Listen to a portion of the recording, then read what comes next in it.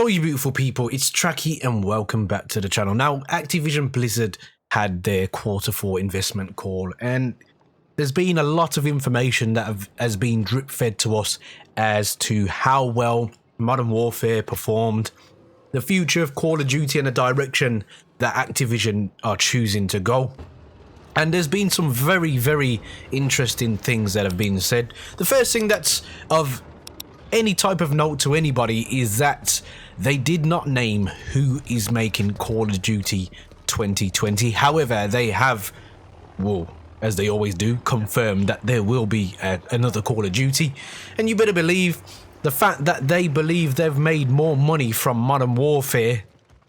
There was always going to be another Call of Duty. Why wouldn't they keep this absolute juggernaut of a game going? It generates billions and billions of dollars of revenue for this company. But there have been a few things that I've saw that have made me raise an eyebrow or two, because something doesn't seem quite right here. Now, it was very obvious to me for several reasons. Call of Duty was always going to do well this year in terms of financial gain for this company. Why?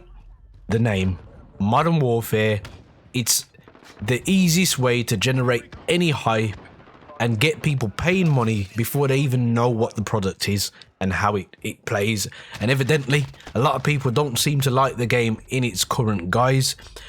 I'm somebody who enjoys the game in bouts, but overall, I just genuinely believe that there could be several improvements made to make this a much better game, and more importantly, a more fun game. Once they've got your money, they've got your money, and that's all that really matters to these guys in certain aspects.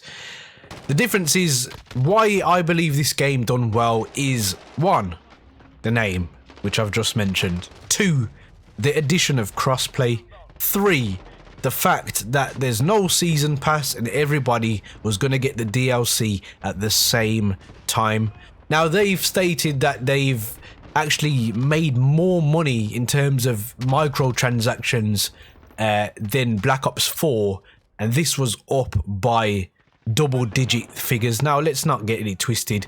That's a very shisty way, I'll say, of hiding what the percentage was, because if it was that good, let's believe they would tell us, oh, figures are up by 50%. But the fact that they've chose to use the wording double-digit figures would imply to me that it's probably 10%. 10% is always a good margin for a business, but it isn't everything, especially when you consider that a lot of people boycotted the transaction system that was actually in Black Ops 4 because they believed it was the most predatory that has ever been in Call of Duty. So don't let the jargon fool you guys. Read in between the lines, as they say, because this is definitely, in my opinion, Activision Blizzard trying to save face to a degree. It's the best COD. It's generated the highest interest internally, and it's been the most well received Call of Duty of this generation. I wish I could say that that is a good thing to say, however, it's just not. In fact, I was going to do a video the other day about the Call of Duties of the last generation console still outdoing the Call of Duties that we're receiving now, even though we've got better technology to play it on. And the fact of the matter is, if you look back, when you cast your mind back, if you've played Call of Duty for a period of time, what is the best Call of Duty ever made? And instead of telling me the title, tell me the console it was on. Was it on the PlayStation 3, the Xbox 360, the Xbox One, the PlayStation 4? Because I'm pretty certain, and you can write this down in the comment section, most people's favorite COD, the majority, is going to be last generation, PlayStation 3, Xbox One. It's going to be a title like Black Ops 2. It's going to be a title like Black Ops 1. It's going to be a title like Modern Warfare 2. Juggernauts, absolute juggernauts. They can make sales comparisons of the best Call of Duty of this generation, but this game still didn't beat Call of Duties from 10 plus years ago. What does that say to you?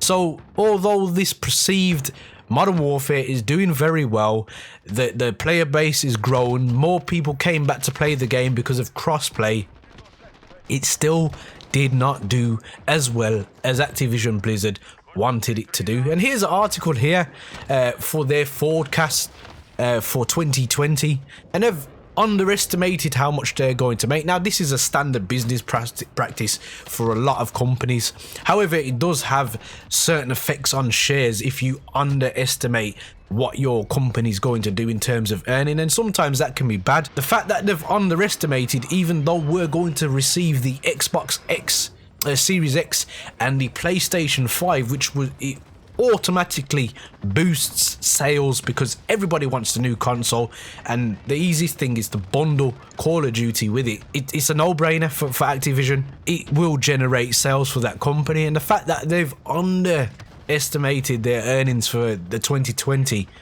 says a lot to me. Now, Call of Duty did evidently actually earn more revenue than they expected. Why did they underestimate how much revenue Modern Warfare was going to make? Because they've incorporated a lot of things into Call of Duty this year that was never there. They've changed the DLC packs to the seasons now. They didn't know how people were going to receive this. They weren't sure if people would actually return back to Modern Warfare having already played a game called Modern Warfare. But they are marketing geniuses, this company. This is why they're one of the biggest companies in the world, the biggest publishers in the world, because they know what they're doing. The fact that they've mentioned several reboots already shows that they are living off previous Call of Duty's success. What does this mean for the future of Call of Duty? Because we have not been told who's going to develop this game.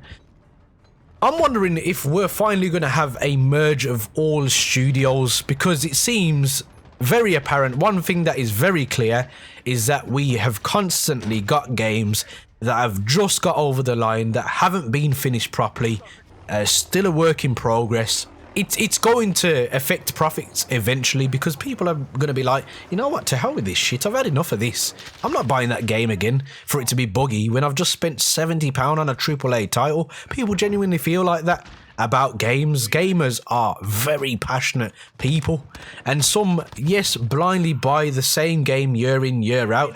I could come under that bracket, certainly.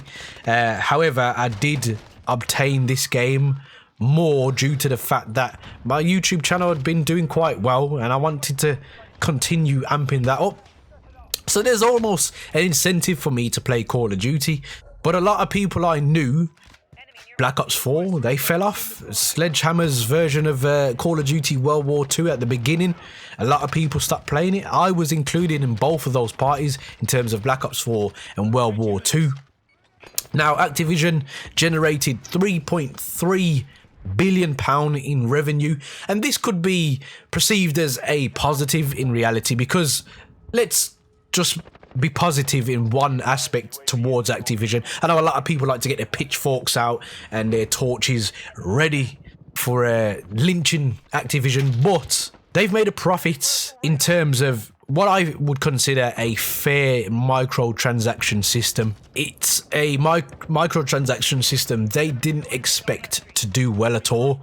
So that should be taken, in my personal opinion, as a positive outcome, because that is pretty much RIP supply drops, and that for me is a very, very, very good thing for the community. So where did this game do well, and why did it do well in terms of the quarters and its success in the quarters? Well, again, crossplay, the addition of no season pass and the seasons, everybody being able to play at the same time. It's just magic. That's something we have asked for years in Call of Duty. So the fact that we've got it is a really, really good aspect of the game.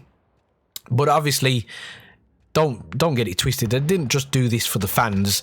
There is growing pressure from outside sources on supply drops. These things had to be done. They had to be done. So going back to the point I was just making about the developers, it's been noted and suggested that they haven't had as much time to work on Call of Duty 2020, and Activision even came out and said they don't expect Call of Duty 2020 to generate as much money as Call of Duty Modern Warfare did at launch. Now, I think this is them playing a very good role in what they do. They're playing the game down because that's just what they do.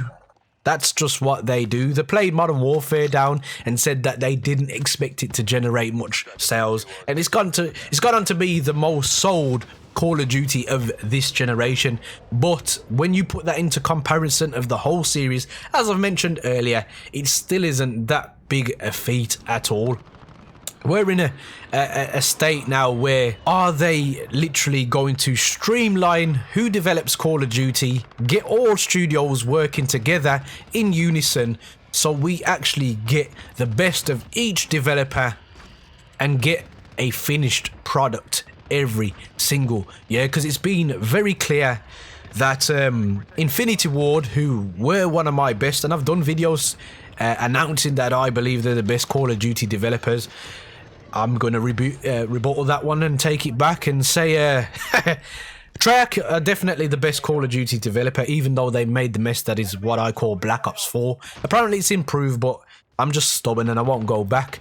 But the fact that they haven't come out and just solely said Trakky are developing this game leads me to believe that maybe there's going to be some collective entity developing Call of Duties from now on. Maybe resources are clearly overstretched on the new generation consoles, and that's why we've had so many bugs in Call of Duty Modern Warfare. Let's get something very clear as well. I'm not here to bash Call of Duty Modern Warfare. It has its problems, but deep down, the essence of the game, there is something there that is very, very special, and I suppose that's why I get so frustrated with this game, because I just know it could be so much better. Now, there's also talks of remastered games coming out as well. I would hope this isn't the case, because again, it seems as if Activision and the developers have run out of ideas, and they're trying so desperately to generate the success of the old generations of COD, the older console generations of COD, the Modern Warfare 2s, 3s. Modern Warfare 3 is probably the most sold Call of Duty, I believe. Black Ops 2 up there as well, Black Ops 1 up there as well. And they're trying to emulate them glory days. Now, in reality, it would be good for everyone. It'd be good for Activision. It would be good for the community. It'd be good for people like me who make content on YouTube. I want Call of Duty to be successful, but for it to be successful, it takes some very simple steps that don't seem to be followed. So if they amalgamate all of the developers, they would have plenty of different resources to tap into, different minds to tap into to make this game. But obviously this is just speculation from my part. It's just a bit weird that Activision hasn't actually announced who is going to make Call of Duty 2020, but I have it under good authority that it will be set. Well, I'm hearing that it's going to be just before the Cold War started, and it could have some more Vietnam stuff going in there as well, like Black Ops 1. So that's why people are getting the impression it's going to be a Black Ops 1 reboot. I also believe that Call of Duty will eventually go down the route of releasing a game every 6 months. Why do I believe this? Well, it's just a tail off in terms of a business end. What I believe they will do is produce a new Call of Duty title well, it's October now instead of November, so as normal, the yearly release, and then I believe they've got enough Call of Duties to release 6 months later for people to play, just to generate that additional money. Activision seem like they got their backs against the wall to a degree, because this game isn't generating as much as it genuinely could. But it's getting there. I suppose it's getting to a point now where they've got to, you know, beat this downwards trend. The game seems to be getting progressively better in terms of how many people are playing it. Still won't show numbers online. It's still nowhere near the glory days. And with the PlayStation 5 and the Xbox Series X coming out, it is the perfect opportunity to drop a Call of Duty that blows everybody's socks off, and that is what I'm hoping for. So very interesting little Q4 call from Activision Blizzard. I'm going to link Charlie Intel's tweets down in the comment section. I was going to put them up on the screen for you guys, but there are so many different portions of this that you wouldn't have seen any gameplay in the background, and I think it's quite boring me just reading off the screen. So I've tried my best to try and ad-lib this, but I'll link that tweet down in the description so you can read it all for your viewing pleasure. So let me know down in the comment section, what do you think's going to happen with Call of Duty 2020 in terms of development?